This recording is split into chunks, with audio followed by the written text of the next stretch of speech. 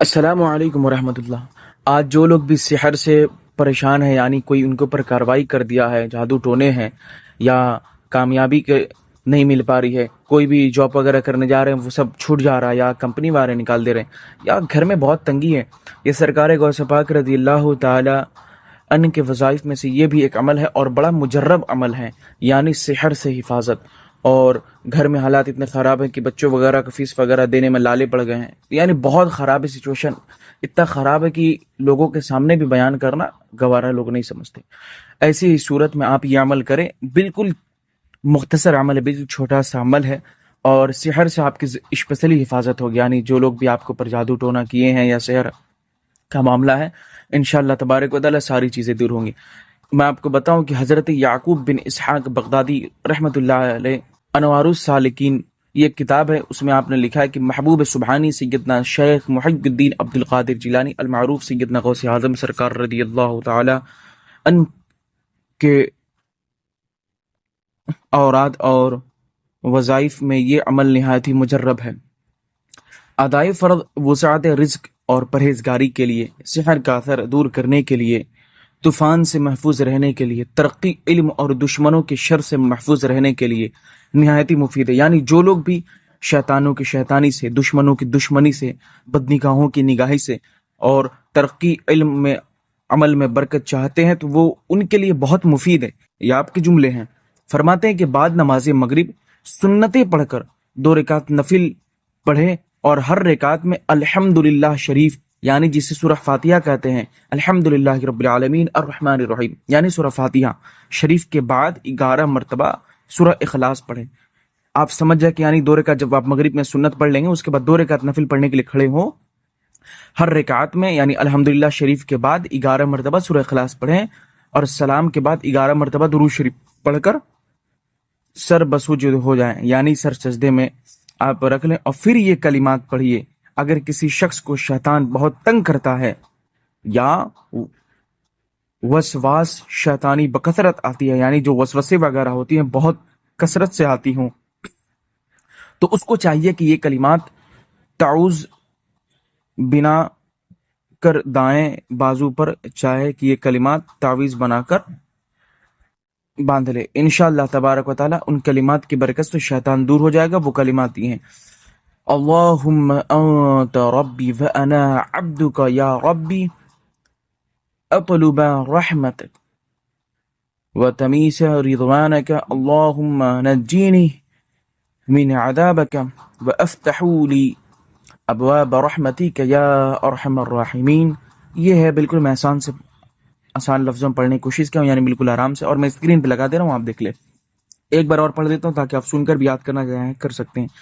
اللہم انت ربی وانا عبدک یا ربی اطلب رحمتک والتمس رضوانک اللہم نجینی من عذابک وافتح لی ابواب رحمتک یا ارحم الراحمین۔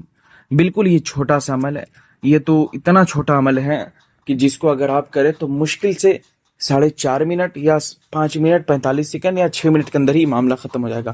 اگر 5 منٹ آپ اپنی کامیابی کے لیے، آپ اپنی رزق کے لیے، یا آپ اپنی اوپر سے شیطانوں کی شیطانی سے محفوظ رہنے کے لیے، ظالموں کے ظلم سے محفوظ رہنے کے لیے، جادو ٹونا سحر سے اسپیشلی محفوظ رہنے کے لیے اگر آپ اس عمل کو نہیں کرتے ہیں، تو صرف آپ کی زندگی نہیں بلکہ ہر وہ انسان جو نہیں کرتا ہے، جو وقت نہیں دیتا ہے نماز کے بعد یہ عمل کرنے میں، تو اس کی زندگی میں بالکل لاس پوائنٹ، یعنی خسارہ ہے، یعنی نقصان ہے، نقصان ہے۔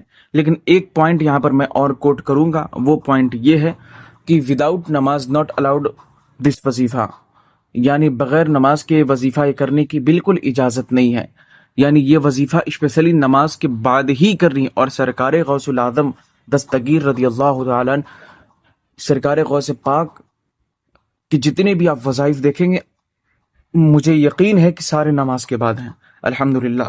اس سے پہلے بھی جو وظیفہ تھا وہ بھی نماز کے بعد ہی کا تھا۔ بے شک اللہ کے ولیوں کی زندگی سے یہ بات ثابت بھی ہے، اور آقا کریم کے فرمان مقدس سے ثابت ہے کہ دیکھیں، آپ بزرگوں کی زندگی میں بات آپ پڑھیں گے تو ایک دم کثرت سے ملے گی، یعنی بہت زیادہ ملیں گے. آپ کوئی بھی عمل کرتے تھے یا کسی کو بتاتے تھے تو وہ عمل نماز کے بعد ہی کا ہوا کرتا تھا، نماز کے بعد ہی کریں گے. اور اگر وداؤٹ نماز والا آپ کو عمل چاہیے تو آپ چلتے پھرتے درود شریف پڑھے، اس سے بڑا کوئی عمل نہیں ہے. چلتے پھرتے اللہ اللہ کہے، هو الرحمن هو الرحیم، میرے رب کریم کا نام مبارکہ پکارتے رہیں. هو الرحمن هو الرحیم والملک والولی والغفور هو الستار هو الغفار، اس طریقے سے آپ پڑھتے رہیں. لیکن اگر آپ کو بہترین اور بھی وظیفہ کرنا ہے، لیکن نماز کسی حال میں معاف نہیں ہے، چاہے آپ کہیں سے بھی ہو، کسی بھی بڑے خاندان سے ہو، آپ چاہے بہت بڑے بزرگ ہوں. جو مجذوب بندے ان کی بات نہیں کرتے، یہاں عام انسانوں سے میرا مراد ہے. یا بہت بڑے آپ قابل ہوں یا بہت بڑے پیسے والے ہوں، نماز کسی کے لیے معاف نہیں، نماز سب پر فرض ہے. نماز صرف تین ہی لوگوں پر معاف ہے. اگر ان تینوں میں سے مجھے لگتا ہے کہ اگر آپ ہیں تو آپ کے لیے تو نماز معاف ہے، تو آپ کے لیے تو بلے بلے ہیں، یعنی پانچوں انگلی گھی میں ہے. نماز تبھی معاف ہے یا ہو سکے آپ نابالغ ہو، یا ہو سکے آپ بہت بڑے پاگل یعنی مجنوں ہو، اور مجنوں پر نماز نہیں ہے. شریعت کا حکم ہے، شریعت مصطفیٰ کا یہی حکم ہے، مجنوں پاگلوں پر نماز نہیں ہے. یا آپ حالت حیض میں ہو، اگر آپ کا حیض آتا ہے تو پھر آپ نماز نہ پڑھیں، کوئی مسئلہ نہیں، یہ تو معاف ہے، شریعت نے اجازت دی ہے، آپ کے اوپر نماز ہی نہیں ہے، آپ نہ پڑھیں اگر ان تینوں میں سے. لیکن اگر یہ تین چیزوں میں سے آپ کے اندر کوئی چیز بھی میرے خیال سے تو پائی نہیں جاتی ہے، تو پھر تو آپ کو نماز پڑھنا ہوگی. نماز آپ کے لیے معاف نہیں ہے کسی بھی صورت میں، کسی بھی حالت میں نماز آپ کو پڑھنا ہے. اور نماز سے کیوں بھاگیں، کہاں بھاگ کے جائیں گے للہ؟ کل کو میدان محشر میں یہ نہیں پوچھا جائے گا کہ آپ یہ عمل کیے تھے نہیں کیے تھے. لیکن اگر نماز کے بعد کریں گے تو اس عمل کا ثواب آپ کے کھاتے میں ضرور نوٹ ہو جائے گا. ہو سکے کل اسی چند نیکی کی ذاتی کی وجہ سے آپ کے نام اعمال میں پلہ بھاری ہو جائے. لیکن نماز اگر چھوڑ کے کرتے ہیں تو پھر تو کوئی فائدہ نہیں. لیکن سب سے پہلے وہاں جو سوال ہوگا وہ نماز ہی کا ہوگا.